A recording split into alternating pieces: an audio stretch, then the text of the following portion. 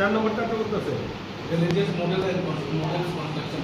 আচ্ছা এগুলো বিএসএল রাইটা মসজিদ কাজের অর্গানাইজেশন কমিউনিটিতে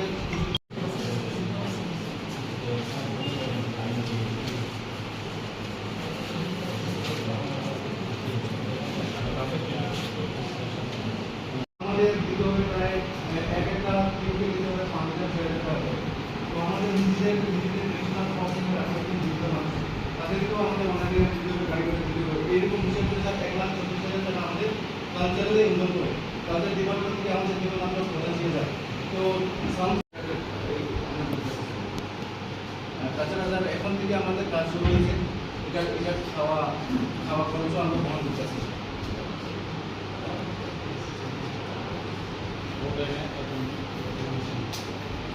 স্যার আইসিএ ডিপার্টমেন্টে এখন বলেছে সাউন্ড সিস্টেম দিলে টাকা দিতে পারবে না। আমাদের স্যার কালচারাল প্রোগ্রামে 1,36,000 টাকা খরচ। তো সাউন্ড সিস্টেমের জন্য যদি টাকা কেটে ফেলে তাহলে স্যার এই টাকা কোথেকে জোগাড় হবে? আমাদের স্যার অনারিয়ামের খরচ হচ্ছে বিভিন্ন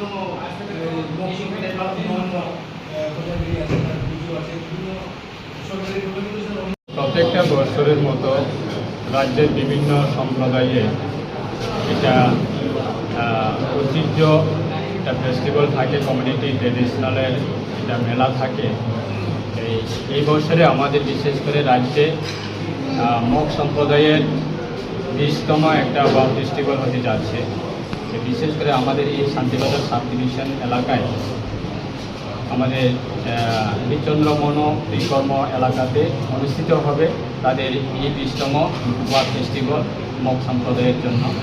রাজ্যভিত্তিক সেটা নভেম্বর 6-7 তারিখে হবে।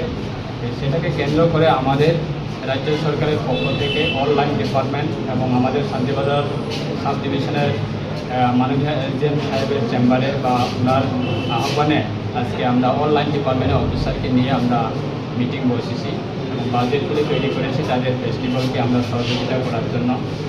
এবং আশা রাখছি আমাদের এই যে শান্তিবাজার সাব ডিভিশন এলাকায় যে ফেস্টিভ্যাল হবে সেটা আমাদের রাজ্যের অন্যান্য মন্ত্রী মহোদয়রা আসবে, অতিথিরা আসবে এবং সহযোগিতা দিবে এবং অনলাইন ডিপার্টমেন্ট অবশ্যই সহযোগিতা করবে। আমাদের সরকার সেটাই আমাদের ভূমিকা নিচ্ছে যে আমাদের প্রত্যেকটা কমিউনিটি, প্রত্যেকটা রিলিজিয়ন বা প্রত্যেকটা সম্প্রদায়ে একটা আইডেন্টিটি এবং একটা কমিউনিটির একটা রিলিজিয়ন সেটাকে সম্মান দেওয়া আমাদের সরকারের যথেষ্ট ভূমিকা রয়েছে এবং সম্মান দেয় আমাদের সরকার।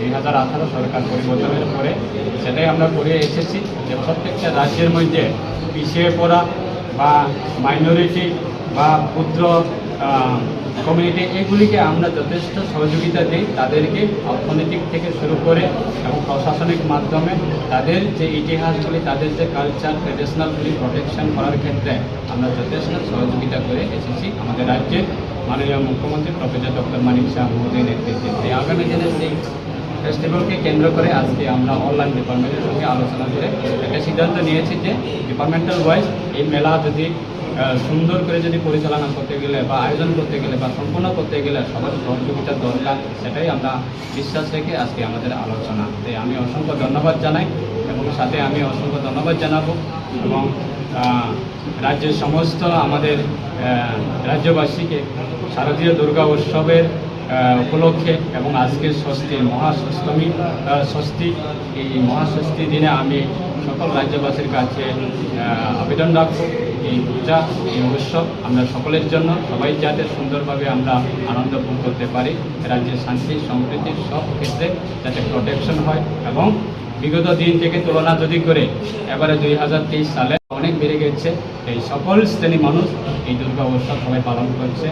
আমাদের জাতি, জনজাতি এবং পাহাড় এলাকা এবং সমতল এলাকায় সব এলাকাতে এই দুর্গা পূজা এবং দুর্গা উৎসব সবাই আনন্দ ভোগ করছে এবং সবাই ফেস্টিভ্যালের আয়োজন করছে। তাই আমি সকলের কাছে অনুরোধ থাকবো, শুভেচ্ছা থাকবো এবং সকলে যাতে সুস্থ শান্তি পরিবেশ যাতে বজায় রেখে আমরা এই উৎসবটা পালন করতে পারি, তার জন্য আমি অসংখ্য ধন্যবাদ জানিয়ে, আবেদন জানিয়ে, প্রণাম জানিয়ে, শুভেচ্ছা জানিয়ে আমার পক্ষ থেকে এবং রাজ্য সরকারের পক্ষ থেকে সেটাই